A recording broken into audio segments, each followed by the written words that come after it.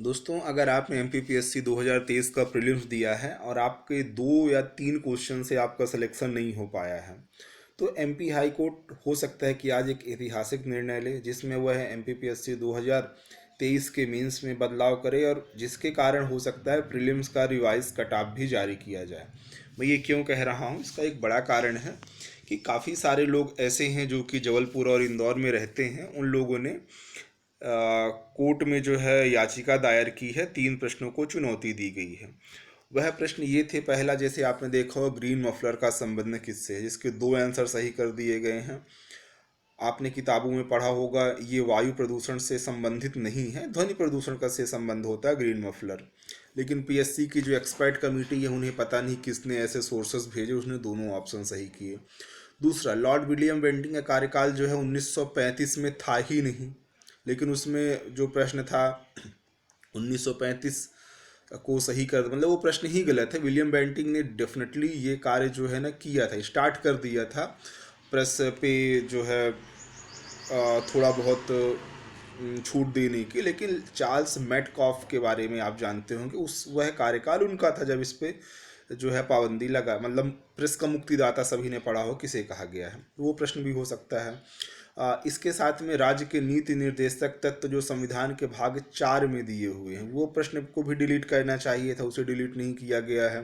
क्योंकि प्रश्न ऐसा था कि राज्य के नीति निर्देशक तत्वों का वर्णन संविधान के 4A में किया गया है। 4A में तो आपने पढ़ा ही है सभी लोग, ये तो जो पहली बार पॉलिटी पढ़ता है उसको भी बताया जाता है कि 4A में जो है मौलिक कर्तव्यों का वर्णन है।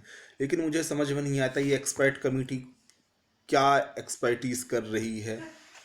ठीक है, वैसे तो फिर काफ़ी बड़े लोग बोल देंगे कि पेट में मतलब मड़ोरे हो रहे हैं, लेकिन आप ऐसी चीज़ें देंगे तो पेट में मड़ोरे तो होगा ही, क्योंकि बेरोजगार आदमी क्या कर सकता है।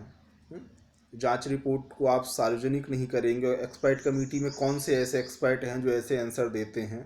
फिर आज लगभग 1 महीने से सुनवाई चल रही है, वो हाई कोर्ट में उपस्थित नहीं होंगे, सरकार जवाब नहीं देगी और लोग बोलेंगे पेट में मड़ोरे हो रहे हैं। खैर कोई बात नहीं, किया जा सकता है। और एक प्रश्न ये भी था आपका हड्डी वाला, मतलब या तो हड्डी का टूटना होगा या हड्डी का जुड़ना होना चाहिए, लेकिन दोनों ऑप्शन सही किए गए हैं।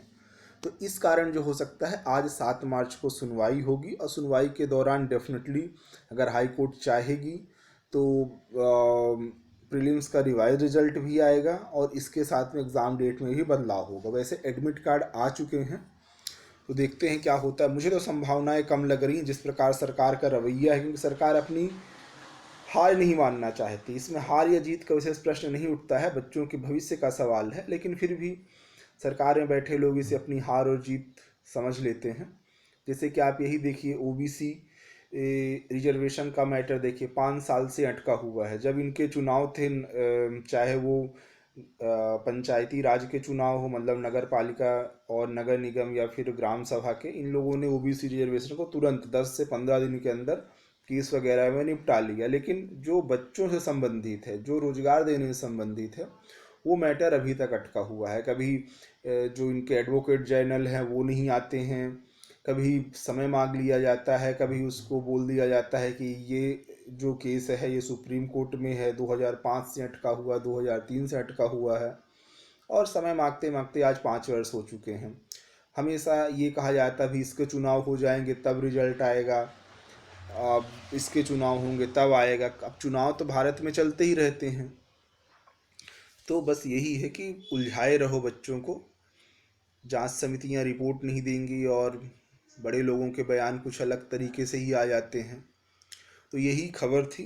आपका क्या विचार है ये ज़रूर बताइए।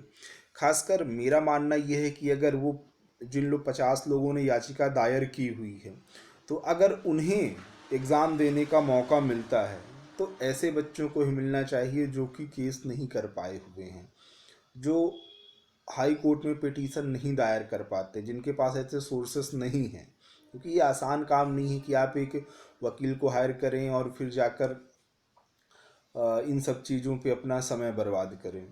समय बर्बादी इसलिए कह रहा हूँ क्योंकि शुरुआत में तो यही चीज़, अब देखिए ज़रूरी नहीं कि ये चीज़ों को माना ही जाए। जैसे कि आपने पहले देखा होगा, सुनवाई 12 मार्च को होने वाली थी, मान लीजिए 12 मार्च को डिसीजन आ भी जाता, फिर दोबारा पेपर होते, नॉर्मलाइजेशन वगैरह की प्रक्रिया होती, और फिर वो केस चलते रहता। जैसे 2019 का अभी कुछ दिनों पहले ही वो सुप्रीम कोर्ट ने नॉर्मलाइजेशन पद्धति को सही माना है।